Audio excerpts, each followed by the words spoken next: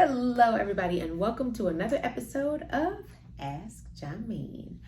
I'm Nikki Willis, and I'm Jameen. And today we have a host of questions that our clients and customers have been asking us, and we're just gonna get right into it. All right, you ready? Let's go.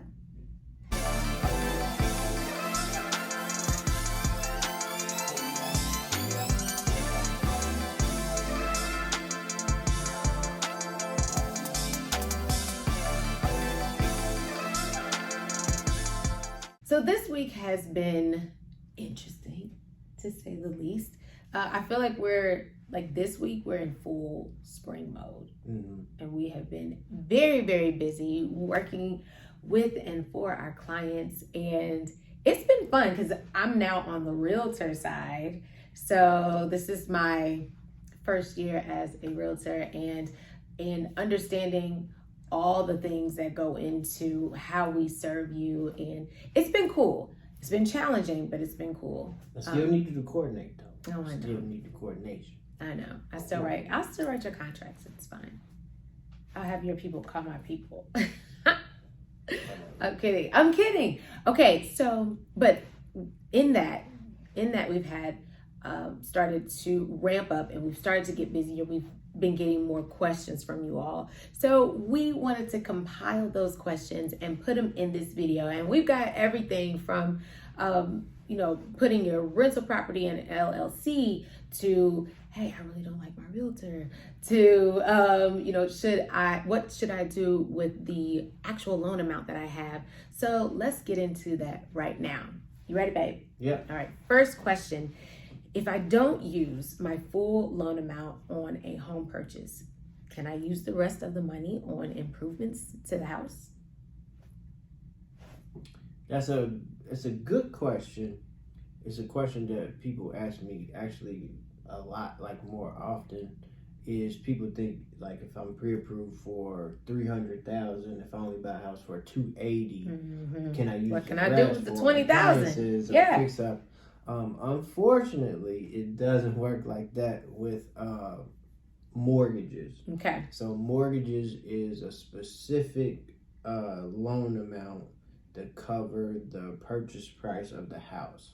The only exception of that is if you get what's called a FHA 203K loan. So in that case, they give you money to buy the house, and they give you money to fix it up. So if you're pre-approved for $300,000 and you find a house for $250,000, and it needs $50,000 worth of work, they give you money to buy the house and to fix it up. So in that case, you can use, as long as you stay under that $300,000, you can use that.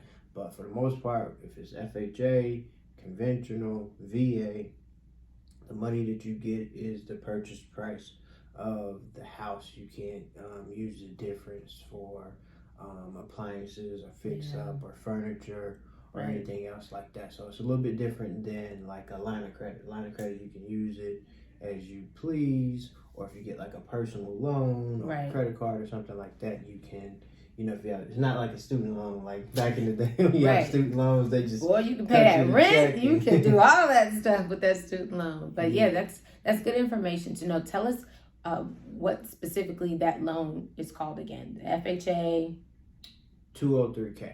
FHA 203K. So if you have a question about that, it would be great to ask your loan officer if they have access to that program, or if they can explain that a little bit more to you. Yeah, and that's actually good because we have low inventory and it is a lot of competition. So you might want to consider that, because you may be looking at a house that needs some work, and it may not pass FHA or pass VA in the condition that it's in. But if you do the FHA 203K, that may be an option for you to buy something that needs work, because you can use that program and that loan option to buy the house and fix it up.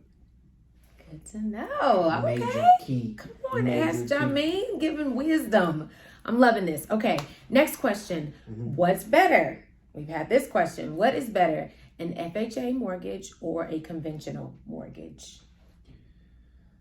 better is one of those terms that's very it's like Subjective, like an endangered species, especially if you're a realtor. So I can't really say if FHA or conventional is better. Okay.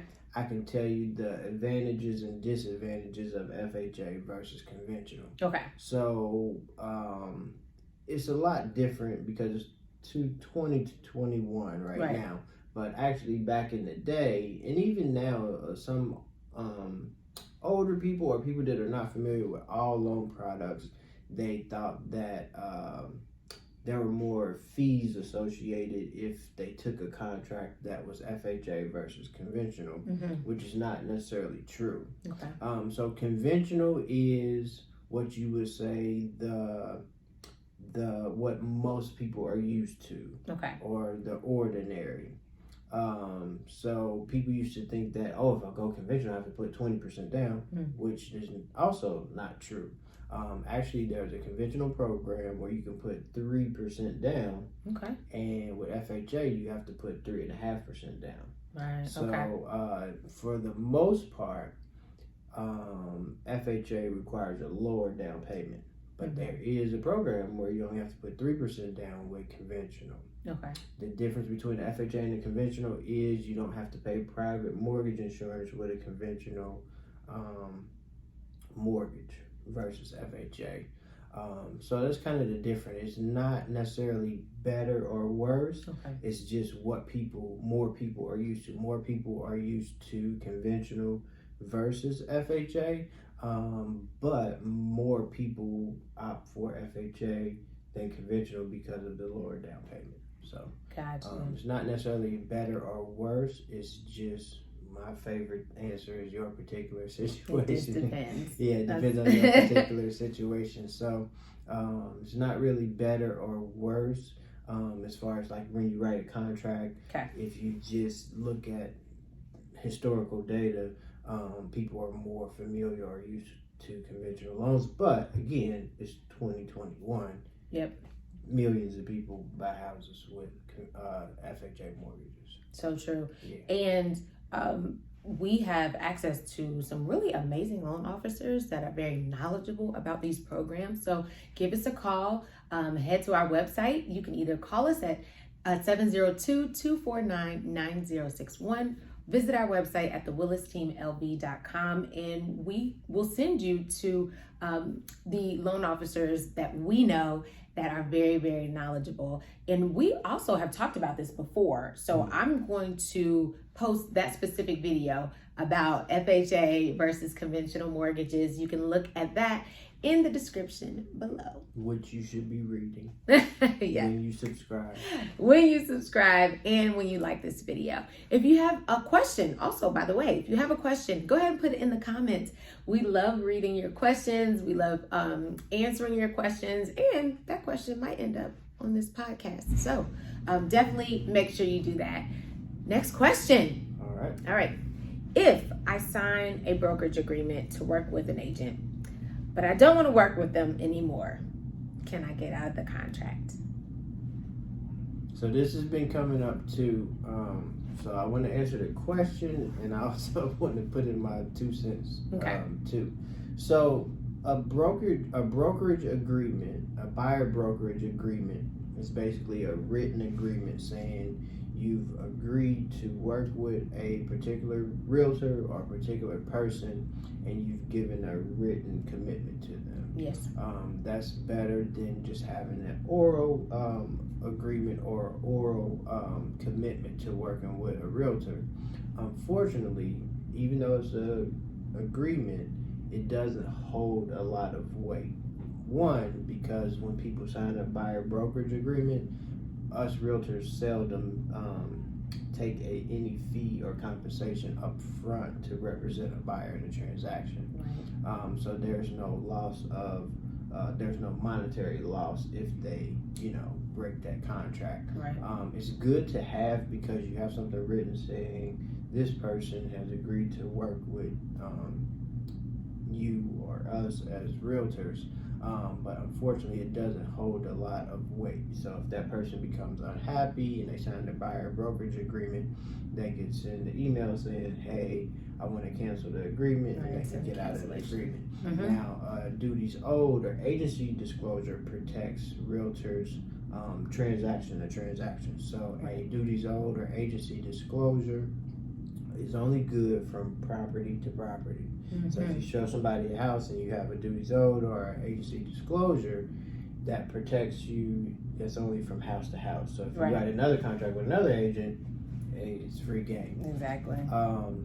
Right now, because it's low inventory and buyers get Let's frustrated talk about because it. they have to write multiple contracts. Let's talk about Sometimes they think it's the realtor that they're working with when it's really just the inventory, it's the guys. inventory. It's the way it's the way the market market right is. Yes. So your agent can be doing an excellent job of finding properties, writing contract, negotiating for you. It's just there's so much competition out there and so little inventory. People are writing contracts on the same houses, and it's understandable that a buyer can get frustrated and think that it's the realtor and want to make a change. But a lot of times, you actually don't want to upset a realtor that's working hard for you, basically for free until they get an accepted contract. Yes. Because it's tough for buyers and it's also tough for buyers' agents representing a realtor right now. So if you're a realtor, unless your realtor is doing something extremely that you're just not pleased with, you have to be patient with buying a house right now, and you have to be patient with the realtor that you're working with, because as realtors, we work hard to get you an accepted contract, especially in this market. Absolutely. We have a separate podcast on that as well. Talking about working with multiple agents, is that okay? Talking about, if you're really not pleased, what you can do. So I'm going to put that in the description below as well. And maybe one of those tag things, if I can figure it out. Yeah, maybe one of those tag things. I'll put it here and I'll point up here just in case I put it up there too. You'll figure it out. Yeah, I'll figure it out. But yeah, we have resources about that as well. So check it out. And let's go to the fourth question. Okay. All right. Fourth question. Now, this is about income property, rental property. All right. Should I put my rental property in an LLC or a trust? Okay. So with rental property, the reason why you want to put it in an LLC or a trust is you don't want to have your personal name on a rental property, because if somebody tries to sue you, they can come after all of your assets if the property is in your personal name, so they can come after you. Yeah. And LLC is like a different person. It's a separate person. It's a separate entity. Yes. So they can only come after the assets of that entity. That's right. Okay? So that's the first thing. Second thing, with a trust is basically something written out specifying what you want done with the property in case you die or your wife dies, how it gets passed on, so how your assets gets passed on. An LLC can be in a trust, but if you put a property in a trust, there's no arguing or fighting over assets or who gets the house and probate and dealing with all the things like that. So from a business entrepreneur standpoint, you want to put your property in an LLC. If you just have one, rental property or one primary residence or something like that, you might want to go the trust route. Okay. But if you have a bunch of big portfolio properties, you probably want that in an LLC, and that LLC will be in some trust. But if you just have one or two rental properties, it's probably better for you to just put it in a trust. Okay. Good stuff. We do help investors. Jay is our investor. What's the word I'm looking for? Guru. Expert. Okay, investor expert. Guru's getting kind of played. Oh, okay. Expert. I You're my appreciate it. guru. I appreciate it. But he specializes in investing, specializes in helping investors build their portfolio. So if you have a question for him, if you want us to go and look at your property or even help you with your property management, give us a call, 702-249-9061, or send us an email at the Willis Team LV at gmail.com. All right, last question. You ready? Okay. Here we go. Thought that was it. No, this is one more. Okay. We had a lot of questions this week. You did? Yeah, we were pretty busy. All right. Are foreclosures still a good deal? Absolutely not. Mm. No. So foreclosures are extremely low right now. Yes. So foreclosures are about maybe 1% of our current market right now. Not a lot of people are currently getting foreclosed on right now. We do expect that to see that go up a little bit Right, as the moratoriums are lifted and people's forbearances end. Even though there's a lot of help and a lot of options out for people, some people just don't take advantage of the help or the options, and things will go to foreclosure. But back when we had 2008, 2009 happened, the banks started to not just put properties on the market in really bad shape. The banks started to go in and clean up the properties, rekey the properties. In some instances, they would paint and put new carpet in so that they could get more money, because when they foreclose on somebody, it costs money to foreclose on somebody. And then when they sold the property, a lot of times they weren't recouping all of the money. Yeah, they were just selling as is. So banks actually got smart. They start hiring people and vendors to go in and fix up properties, and they start selling them closer to market value, where it wasn't like, oh, foreclosure back in the day in the 80s and even the early 90s, the foreclosure was like a good deal, a big difference between market value. Yeah, it had a nice big spread on it. Yeah. But now banks are they're fixing up the properties and are putting them way closer to market value. So foreclosures are not the great deal that they were back in the day, and it's not that many of them either. So foreclosures they can be a good deal because they deter some people who don't want to buy stuff that needs some work, or you don't know the history of it because a bank owns it versus an individual. It can be a good deal, but it's definitely not the big deal, great deal on foreclosures like back in the day. Yeah, so it's not the same. Foreclosure is a totally different ballgame now. Yep, I would definitely agree. Especially, like we said earlier, it's a seller's market. You could put something up that could be facing foreclosure, but with the multiple offers that a person could get, with offers over asking, sometimes tens of thousands over asking, sometimes they don't even have to go that route. So one more thing. Yeah, go ahead.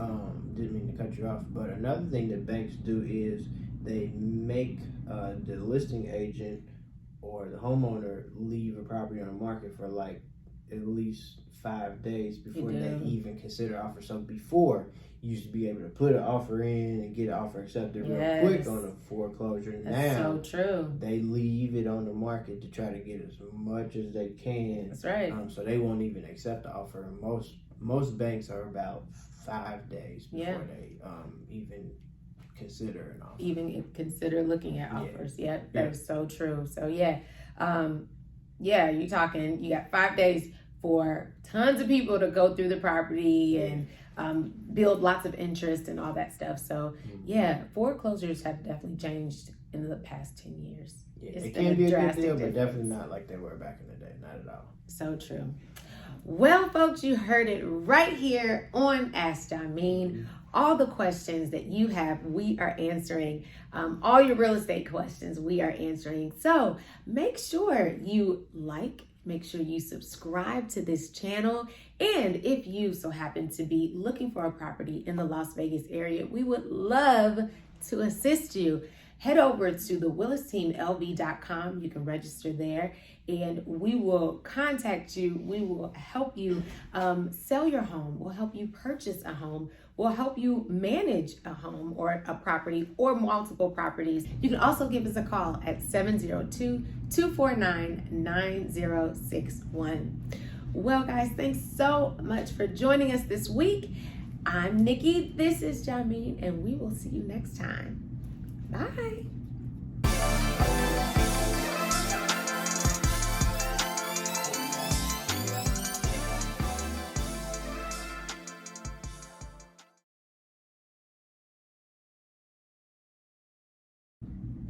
Work on my sounds. L, V, what's the W? I do a W. W, that's T. What's the T? That's T, Yep, that's not gonna be a thing. That's not. No. T. That's not gonna be a thing. No.